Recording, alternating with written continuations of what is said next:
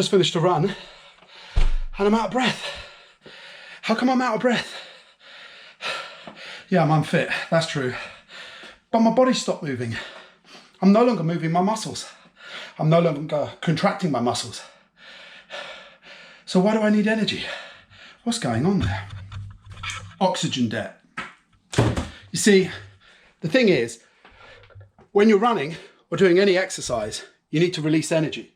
We do that via aerobic respiration. We take oxygen and glucose and we turn it into carbon dioxide and water, and we release energy which we can use to contract our muscles and help us move. However, when you're working really hard, your body can't get the oxygen into the blood quick enough and can't deliver it to the cells quick enough for all the cells to be doing aerobic respiration. Problem. No, we have a backup plan. We have something called anaerobic respiration. Now, anaerobic respiration is where we break down the glucose that's already stored in our muscles in the form of glycogen. We break that down and we can make energy just straight from the glucose without oxygen. And we call that anaerobic respiration.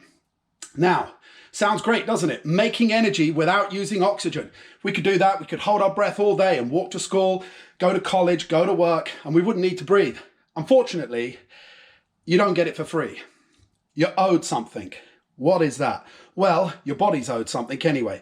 When we do anaerobic respiration, we produce a toxic substance called lactic acid.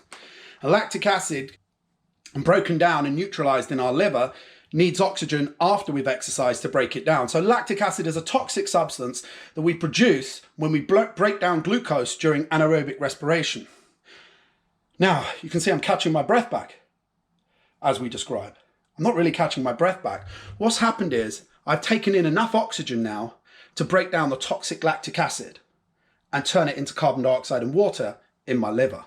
So now I'm okay. But for a while there, I wasn't moving my body and I had to take in extra oxygen.